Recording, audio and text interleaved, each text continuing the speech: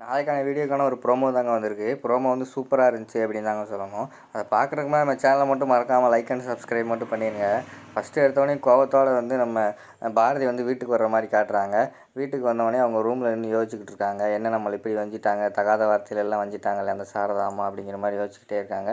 விறுவிறுன்னு ஆனக்குள்ளே பார்த்தா நம்ம வாசுவோட ஃபோட்டோ இருக்குது. விறுவிறுன்னு அந்த வாசு ஃபோட்டோ பக்கத்தில் போய் அழுக ஆரம்பிச்சிடுறாங்க. அழுதுகிட்டே சொல்கிறாங்க, வாசு ஏன்டா நீ என்னை விட்டு போன, நீ போனதுக்கு பதிலாக நான் தான்டா போயிருக்கணும், நீ இப்போ போயிட்ட, நான் இங்கே தனியாக நின்று ரொம்ப கஷ்டப்படுறேன்டா, இப்படி தனியாக வாழ்கிற பொம்பளைய வந்து இந்த உலகம் ஊர் உலகம் வந்து ரொம்ப தப்பாக பேசுது, என்னால் தாங்கிக்க முடியலை அப்படிங்கிற மாதிரி சொல்கிறாங்க. நின்று அழுதுகிட்டே வந்து சாரதா வந்து இவங்க திட்டினதை யோசிச்சு பார்த்துக்கிட்டே இருக்காங்க. அதாவது ஒரு விதவையாக இருந்துக்கிட்டு என்னோடய பையனுக்கு ஆசைப்பட்றியா அப்படிங்கிற மாதிரி திட்டிருப்பாங்கன்னு நினைக்கிறேன். அதை யோசிச்சு ரொம்ப அழுதுகிட்டே இருக்காங்க. வெளியில் வந்து கதவை யாரோ தட்டுற மாதிரி சத்தம் கேட்குது. சரின்னு போய் கதவை திறந்து பார்த்தா வெளியில் வந்து தமிழ் வந்திருக்காங்க. வா தமிழ் அப்படிங்கிற மாதிரி தமிழை உள்ளே கூப்பிட்டு கதவை பூட்டிக்கிறாங்க.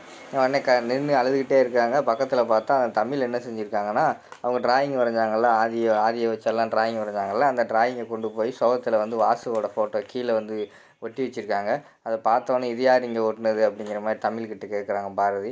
ஏம்மா நான் தாம்மா ஒட்டுனேன் அப்படிங்கிற மாதிரி வந்து தமிழ் சொன்னோடனையும் உடனே யோசிச்சுக்கிட்டே இருக்காங்க. விறுவிறுன்னு போய் அந்த தமிழ் ஒட்டின ஃபோட்டோ இருக்குது, சாரி அந்த டிராயிங் இருக்குல்ல, அதை எடுத்து நல்லா கிழிச்சு கீழே எறிஞ்சிடுறாங்க. அதுக்கடுத்து ஏம்மா அதை கிழிச்ச அப்படிங்கிற மாதிரி கேட்குறாங்க. பெசாமருடி உனக்கு எல்லாம் ஒன்றும் தெரியாது அப்படிங்கிற மாதிரி வந்துட்டு மனசுக்குள்ளேயே வந்து பாரதி யோசிக்காங்க.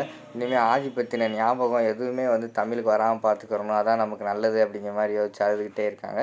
அதோட பார்த்தீங்கன்னா இந்த புறமா வந்து முடிச்சிடுறாங்க.